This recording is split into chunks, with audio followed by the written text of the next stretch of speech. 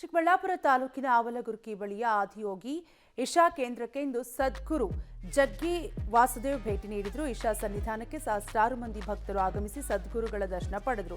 ಇದಕ್ಕೂ ಮುನ್ನ ಸುದ್ದಿಗೋಷ್ಠಿ ನಡೆಸಿ ಮಾತನಾಡಿದ ಸದ್ಗುರು, ಇಶಾ ಸಂಸ್ಥೆ ವತಿಯಿಂದ ಗ್ರಾಮೋತ್ಸವ ಕಾರ್ಯಕ್ರಮ ಆಯೋಜನೆ ಮಾಡಲಾಗುತ್ತಿದೆ. ಗ್ರಾಮೀಣ ಜನ ಕೃಷಿ ಕಾಯಕ ಮಾಡಿ ಮದ್ಯ ಸೇವನೆ ಮಾಡಿ ಮಲಗಿಕೊಳ್ತಿದ್ದಾರೆ. ಅವರ ಜೀವನದಲ್ಲಿ ಉತ್ಸಾಹ ಚೈತನ್ಯ ತುಂಬುವ ಸಲುವಾಗಿ ಗ್ರಾಮೀಣ ಭಾಗದವರಿಗೆ ಗ್ರಾಮೋತ್ಸವ ಕ್ರೀಡೆಗಳನ್ನು ಆಯೋಜನೆ ಮಾಡುತ್ತಿದ್ದೇವೆ.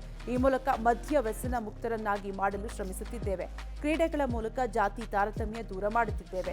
ದೇಶದಲ್ಲಿ ಮಣ್ಣು ಸತ್ವ ಕಳೆದುಕೊಳ್ತಿದೆ. ಪರಿಸರದಲ್ಲಿ ಸಮತೋಲನ ಕಾಪಾಡಬೇಕಿದೆ. ಲಾಭವಿಲ್ಲದೆ ವಿಚಾರಗಳ ಬಗ್ಗೆ ಯಾರೂ ಸಹ ಮಾತನಾಡುತ್ತಿಲ್ಲ.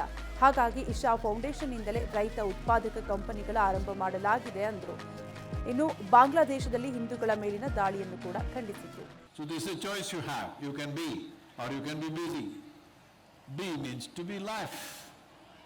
Busy means if you don't keep doing this, it's a monkey business. If you don't keep doing this, you will feel inadequate. You have to be doing something. To be means you have the ability to simply be. Now action is very focused and incisive. Otherwise action is simply happening compulsively. So as a part of this, because Makara Sankranti is also coming, I want to see all of you here on Makara Sankranti. Hello? ನಮ್ಮ ಗ್ರಾಮದ ಯುವಕರು ಬೇರೆ ಏನಿಲ್ಲ, ಅವ್ರಿಗೆ ಕುಡಿದು ಮಲ್ಕೋಬೇಕಷ್ಟೆ. ಏನೋ ಒಂದು ಬೇಕಲ್ಲ ಉತ್ಸಾಹ ಮನುಷ್ಯನಿಗೆ. ಸುಮ್ಮ ಕೆಲಸನೇ ಮಾಡಿ ಸುಮ್ಮನೆ ಆಗುತ್ತಾ ಜೀವನ? ಏನೋ ಒಂದು ಉತ್ಸಾಹ ಬೇಕು. ಇದು ಗ್ರಾಮಗಳಲ್ಲಿ ನೀವು ಹೋಗಿ ನೋಡಬೇಕು. ಹೆಂಗಸರು, ಗಂಡಸರು, ಮಕ್ಕಳು ಎಲ್ಲರೂ, ಯಾರು ಆಡೋರು ನೋಡೋರು ಎಲ್ಲರಿಗೂ ಒಂದು ದೊಡ್ಡ ಒಂದು ಇದು.